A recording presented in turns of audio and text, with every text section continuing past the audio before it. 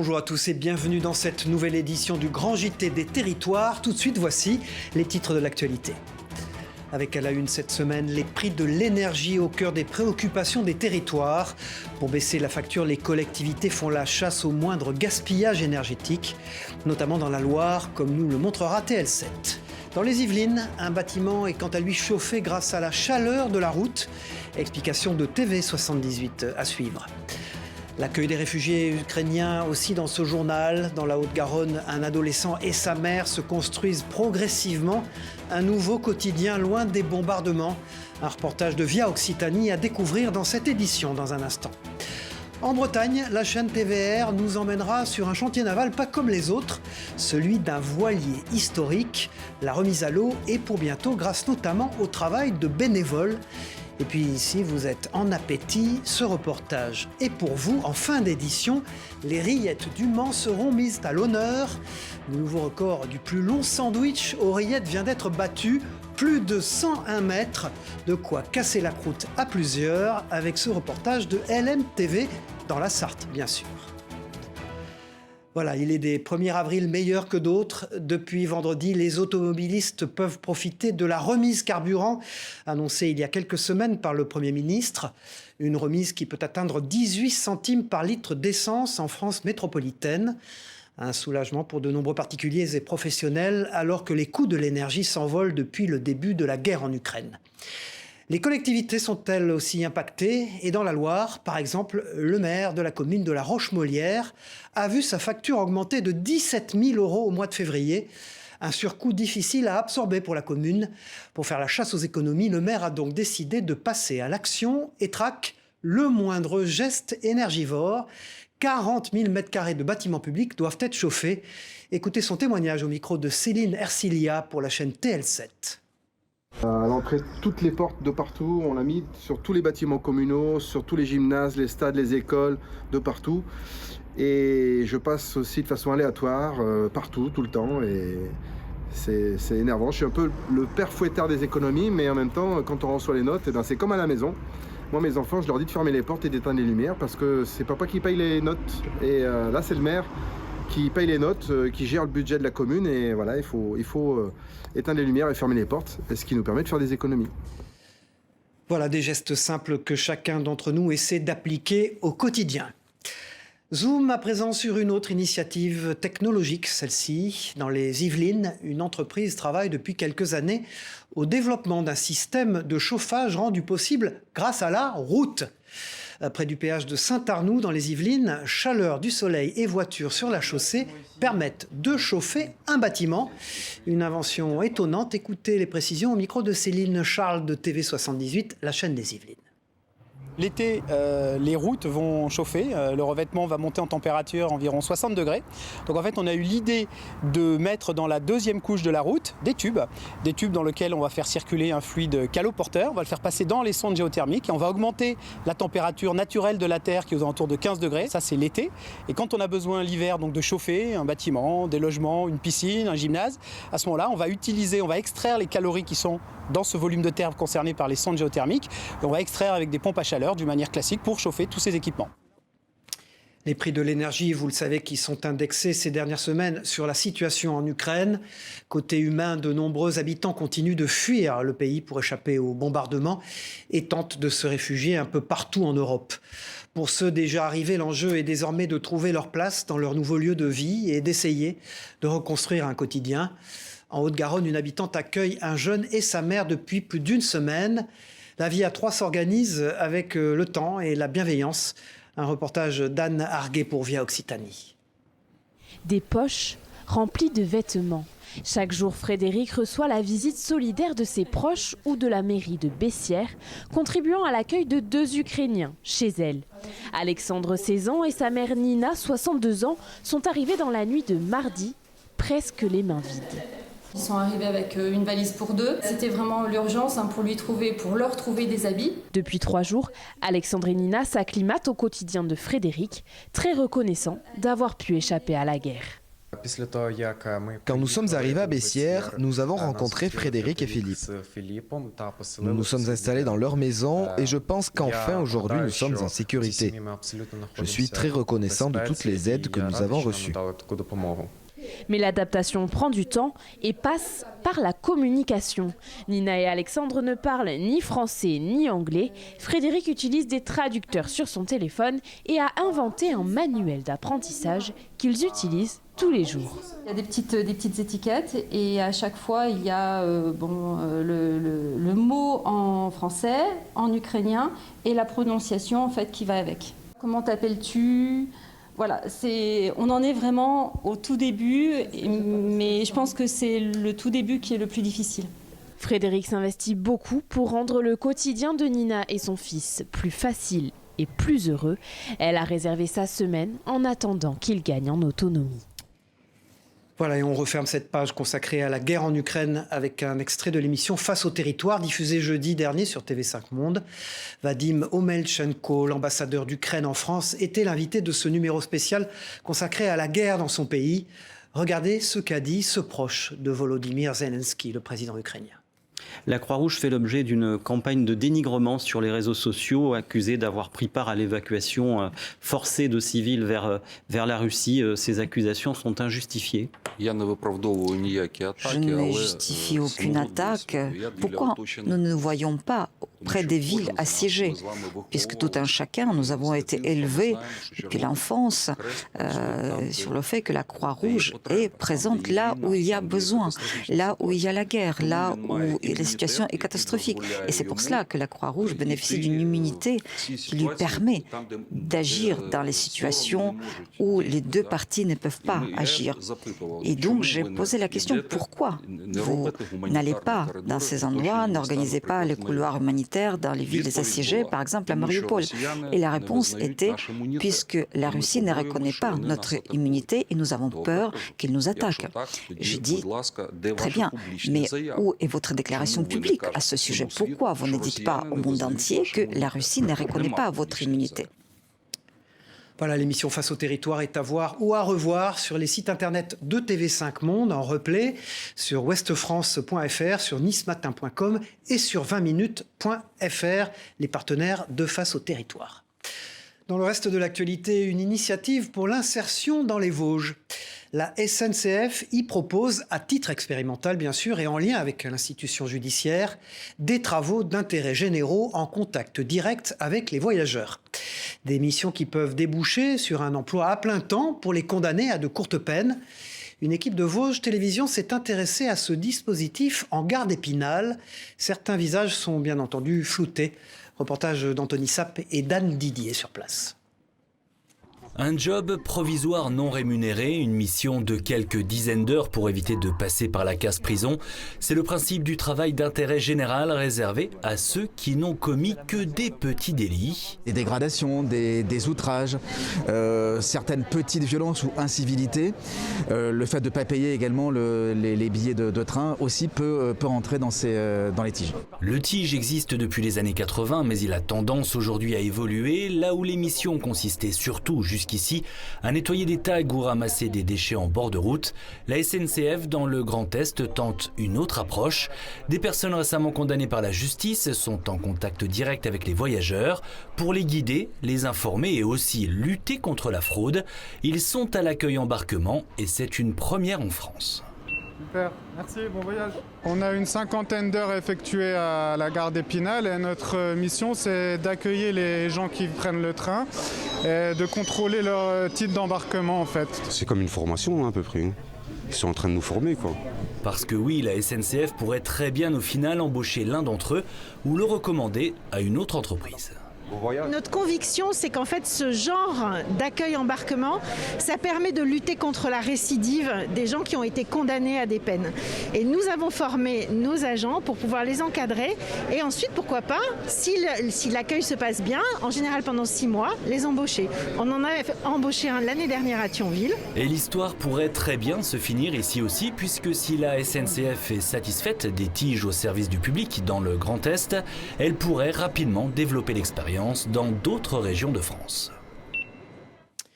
Comment lutter contre le dépôt des déchets sauvages ? La question tracasse les maires et les collectivités dans toute la France. Face aux incivilités de certains de ses administrés, un élu de l'Aube a eu l'idée originale d'afficher les déchets dans toute la ville. Oui, vous avez bien entendu, une exposition de vieilles télévisions usagées, de chaises et autres objets a envahi les rues de la commune de Sainte-Savine. Objectif de l'opération, sensibiliser la population. Chaque mois, les services municipaux ramassent 2,5 tonnes de déchets et encombrants. Beaucoup trop pour le maire. Écoutez-le au micro de nos partenaires de l'Est Éclair.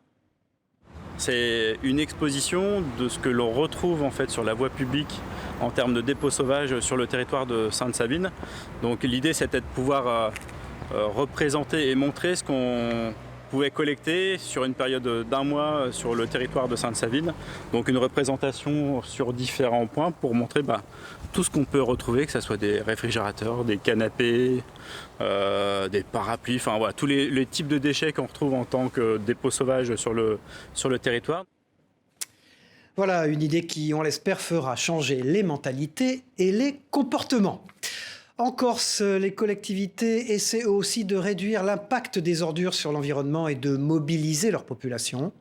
Dans le port de Calvi, la mairie et l'intercommunalité viennent d'installer un filet anti-déchets pour empêcher que les eaux de pluie transforment la mer en poubelle géante. Le principe est simple, stopper les bouteilles en plastique et autres détritus avant qu'ils ne soient rejetés dans la mer. Précision et images de Benjamin Canac et d'Ange Orsini de la rédaction de Via Tele Paese.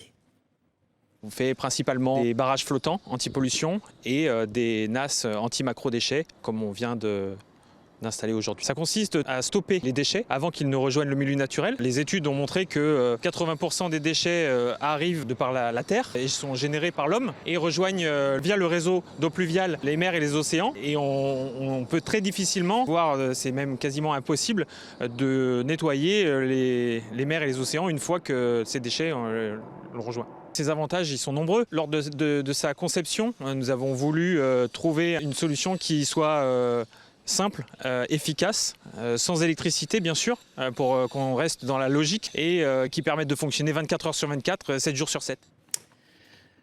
Sans transition dans ce grand JT des territoires, direction désormais le Val d'Oise à présent, où la commune de Franconville propose depuis 2 ans un atelier d'initiation aux échecs pour tous les élèves de CM1. Cette initiative, qui émane d'un rapport du ministère de l'Éducation nationale, se base sur le recours à certains jeux, tels que les échecs, pour améliorer le niveau des élèves en mathématiques. Un moyen d'apprentissage ludique et concret pour les écoliers qui semble fonctionner, vous allez le voir. Reportage d'Elisa Zanetta pour Via 95, donc dans le Val d'Oise. Échec et maths, c'est un échec dont on n'arrive pas à s'enlever, c'est bien un échec et maths. Stéphane Pinson, professeur d'échecs, apprend à cette classe de CM1 à jouer à ce jeu de stratégie. Un apprentissage qui leur permet d'évoluer sur le plan personnel. Il n'y a pas nécessairement de prérequis, donc même en ayant certaines difficultés dans les disciplines scolaires traditionnelles, ils vont pouvoir assez rapidement se rendre compte qu'ils sont capables et gagner en confiance et puis se mettre soudain à s'exprimer, poser des questions, participer là où ils ne le font pas nécessairement sur les toutes premières séances. Loin des cahiers de mathématiques et de français, ces élèves de Franconville exécutent dans la bonne humeur les stratégies de ce jeu de logique. J'aime bien l'échec parce que ça fait réfléchir le cerveau, on peut s'amuser avec ses amis en même temps. Ça me rend heureuse et ça me fait réfléchir, ça me prend mon temps, ça me fait prendre mon temps. Je suis pas pressée. Proposé pendant une dizaine d'années sur la pause méridienne pour les élèves volontaires, l'ensemble des CM1 de Franconville bénéficie de cours d'échecs obligatoires depuis 2 ans. Ce dispositif découle d'un rapport de l'Éducation nationale paru en février 2018. Il alerte sur la dégradation des résultats des élèves dans cette matière. Le gouvernement préconise, entre autres, la pratique de certains jeux tels que les échecs pour améliorer le niveau des élèves en mathématiques. Se repérer dans l'espace, au niveau des stratégies pour réussir à bouger les pièces et en mettre en échec son adversaire. 10 séances sont prévues dans l'année. Pour le moment, à peine la moitié des sessions a été réalisée. C'est peut-être un peu tôt pour voir un apport sur leur comportement, peut-être un petit peu plus quand même de contrôle de soi, dans l'excitation, dans l'énervement et dans la frustration qu'ils peuvent avoir sur perdre une partie ou choses comme ça. Fier de ce projet, la municipalité de Franconville aimerait aller encore plus loin et organiser un tournoi avec l'ensemble des CM1 de la ville l'année prochaine. Des classes du primaire aux études supérieures, découvrons à présent le parcours de Florent, un jeune Limougeot passionné d'aviation et étudiant en informatique. Il pilote depuis sa majorité un avion de tourisme et rêve plus tard de prendre les commandes d'un avion de ligne. Pour Florent, apprendre à piloter, ce n'est pas qu'une idée en l'air, c'est le cas de le dire. Reportage d'Alain Druot pour 7 à Limoges. Un peu avant 18 ans, on rêve de se déplacer en autonomie avec son permis de conduire. Pour Florent, c'est conduite et pilotage. J'ai eu la chance de faire un baptême de l'air il y a à peu près 10 ans. Et puis le soir même, j'ai acheté un simulateur de vol et puis ça s'est jamais arrêté. Étudiant en informatique, le jeune pilote accumule les heures de vol à l'aéroclub avec en ligne de mire l'école de l'aviation civile. On apprend toute la partie avion qu'on n'a pas en simulateur de vol parce qu'on n'est pas sur un vrai avion. Donc forcément, c'est un petit peu spécial de passer du virtuel au réel, et c'est surtout l'apprentissage des perspectives, de comment un avion se comporte dans l'air, et on a toute l'aérologie qui est vachement différente. Un simulateur de vol ne reproduit pas la réalité, il essaye de reproduire la réalité, mais il y a quand même une grande différence entre le simulateur et le réel. Et Limoges, bonjour du Indy Hotel. Indy Hotel Limoges. Bonjour monsieur, Fox Golf Delta Indy Hotel, un Cessna 172 au parking. Avec Charlie, 2 personnes à bord, on souhaite rouler pour un tour de ville. Prêt à décoller, concentré, Florent laisse 5 secondes son esprit se projeter dans le futur. J'en rêve depuis tellement longtemps, il faut dire que honnêtement, être pilote de ligne, ce sera un peu la consécration. Devant ce pilote développeur informatique se présente un cursus quasi complet pour le futur commandant de bord. Entre maintenant et pilote de ligne, moi ce qui va surtout se passer, ça va être comment va évoluer l'aviation, parce que l'aviation en ce moment a un petit peu de mal, donc il n'y a pas de perspective d'emploi. Il faut compter 2 ans pour être professionnel. Je pars pas de zéro, donc j'ai quand même quelques heures déjà. Mais... Dans l'immédiat, Florent est dans l'attente de la confirmation de sa participation cet été au tour aérien des jeunes pilotes. Tout à fait autre chose maintenant, destination Mars au départ de Toulouse dans cette édition. Un terrain martien vient d'être inauguré à la Cité de l'Espace là-bas, une première en Europe. Ce cratère accueille les répliques en taille réelle des robots présents actuellement sur la planète rouge, Persévérance et Zhurong, c'est leur nom. Cet équipement a été conçu en partenariat avec le Centre national d'études spatiales et sera ouvert au public dès ce 5 avril. Une plongée sur Mars depuis la Terre. Les précisions recueillies par Manon aussi pour le journal La Dépêche du Midi, nos partenaires. On a une idée parce que Mars, l'exploration robotique de la planète, est une actualité qui va nous amener jusqu'à 2033 avec une grande aventure de retour d'échantillons martiens sur Terre. Donc nous, on a voulu se doter à la Cité de l'Espace d'un écrin martien de ce cratère pour pouvoir raconter cette super aventure à nos visiteurs sur les 10 ans à venir. On peut dire qu'on propose une animation immersive dans des conditions réelles. Voilà, d'un voyage dans l'espace à une aventure sur l'eau. Près de Saint-Malo, un voilier historique est actuellement en pleine rénovation. Le Kermor, c'est son nom, est en chantier pour quelques semaines encore, après un temps passé à l'abandon sur le littoral. Bientôt, il reprendra la mer grâce à l'engagement d'une association et le travail de jeunes de la protection de l'enfance. Une remise à neuf et à l'eau, pas comme les autres, que nous raconte Claudia Caratori pour la chaîne TVR à Rennes. C'est l'histoire d'un vieux gréement à l'abandon sur les bords de la Rance. Construit en 1951 à Camaret, Kermor, ce voilier classé bateau d'intérêt patrimonial, a été repéré par l'association Malouine Sensation Littorale. Acheté 1 € symbolique à son propriétaire, il est à présent en chantier à Pleudien, entre les mains expertes de Camille Gaborio, charpentier de marine. C'est vrai que c'est passionnant de travailler sur un beau bateau. Donc en plus, l'utilité de ce bateau dans l'avenir, tel qu'on m'a expliqué, c'est le bateau typique de ce que l'armateur recherchait. À ses côtés, un bel équipage, son apprenti, des bénévoles de l'association et des jeunes de la protection de l'enfance se relaient pour donner une nouvelle vie à ce bateau de pêche. C'est simplement le bois qui va absorber tout le produit qu'on lui met, c'est pas du vernis. Le chantier de bateau, eux, ils l'ont vu au tout début, ils ont vu arriver le bateau, ils ont vu se construire les espars, donc les mâts, les baumes, les vergues, tout ça. Aujourd'hui, ils participent à leur confection et à leur réalisation. Et le but du jeu, évidemment, c'est qu'ils montent dessus une fois que le bateau sera à l'eau. Bientôt, le Kermor rejoindra la flotte des voiliers de l'association Sensation Littorale. On fait de la découverte, aussi bien à terre qu'en mer, du patrimoine marin, du patrimoine du littoral et notamment aussi de la côte d'Émeraude. Donc le fait d'avoir en fait ce vieux gréement qui est magnifique, le Kermor, ça nous permettra d'accueillir le maximum de personnes. Chaque personne participe aux manœuvres du bateau, aussi bien diriger le bateau que sortir les voiles, etc. Il reste encore du travail sur le chantier. Les bénévoles sont les bienvenus pour que d'ici quelques semaines, le Kermor navigue de nouveau en baie de Saint-Malo et embarque petits et grands marins à la barre de ce voilier d'un autre temps. Tout à fait autre chose. Après 2 années de fermeture pour travaux, le restaurant Les Belles Perdrix, situé à Saint-Émilion en Gironde, s'est vu distinguer d'une étoile au guide Michelin dans le classement 2022.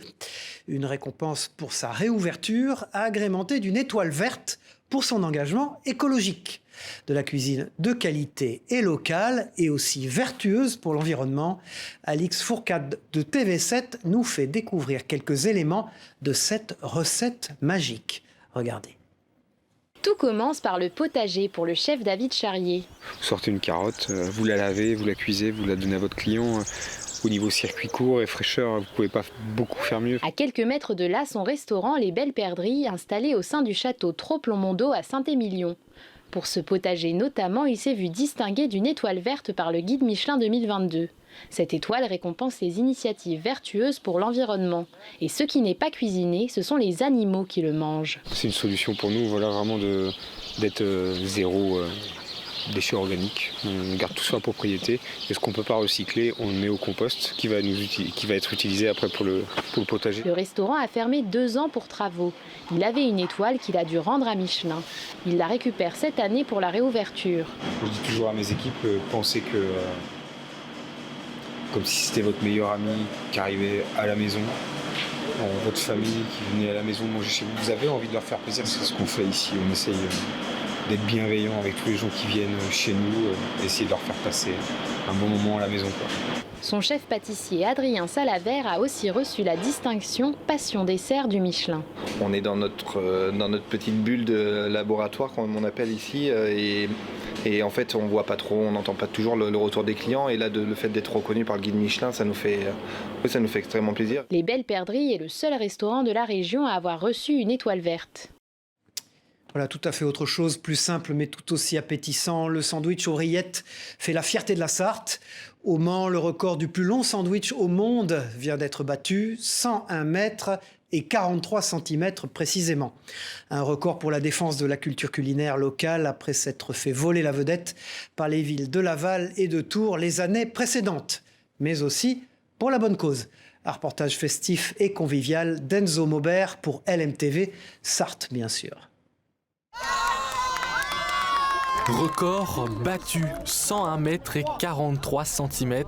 La Sarthe a officiellement réalisé le plus long sandwich aux rillettes du monde et il a fallu de la place pour l'installer en plein milieu de l'esplanade des Jacobins, à tel point que les organisateurs ont même dû s'arranger pour laisser passer les voitures. Mais bon, que ne ferait-on pas pour nos fameuses rillettes ? Les Sartois est vraiment attaché à son patrimoine que sont les rillettes. Et un Sartois sans rillettes n'est pas un Sartois, hein, voilà.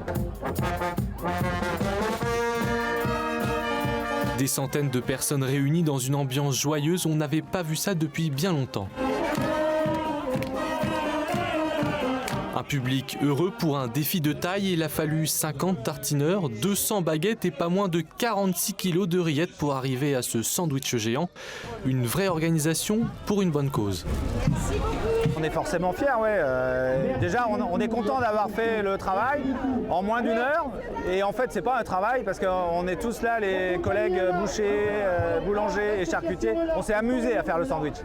Voilà, il fait 101 mètres, mais le but, c'est de l'offrir à quelqu'un. Donc là, on est en train de le vendre en ce moment pour une association, les Ailes du Rire. Donc pour nous, c'est très important. Voilà, le sandwich n'est pas jeté et le profit, c'est uniquement une association. Les organisateurs donnent rendez-vous l'année prochaine pour un nouveau record, n'en déplaise aux Lavallois ou aux Tourangeaux qui avaient essayé de nous détrôner. La rillette est sartoise et elle le restera. Une idée de sortie culturelle à présent dans ce grand JT des territoires avec l'exposition Bonjour Paris à découvrir jusqu'au 15 avril dans la capitale. Cette exposition présente 29 artistes internationaux issus de la nouvelle scène pop asiatique. Des œuvres souvent inspirées de l'univers manga et de l'art urbain y sont notamment exposées. Vous en voyez quelques images prises par Ariana Yerso. Certains peintres, notamment de Hong Kong, exposent pour la première fois à Paris et sont donc à découvrir à la galerie 24B dans le 1er arrondissement de la capitale. Enfin, d'autres belles images pour terminer cette édition, celle d'un journaliste de Sud-Ouest, Jean-Michel Selva, journaliste et photographe d'ailleurs, qui est un passionné de sa ville, Bordeaux, et des États-Unis également, en particulier, comme vous le voyez, de la Nouvelle-Orléans, où il s'amuse à capter l'ambiance et les couleurs si particulières de cette ville, de bien beaux clichés qui nous permettent de voyager de l'autre côté de l'Atlantique, le temps de quelques photos. Voilà, c'est la fin de ce grand JT des territoires. Merci de nous avoir suivis et rendez-vous très vite dans une prochaine édition. Au revoir à tous.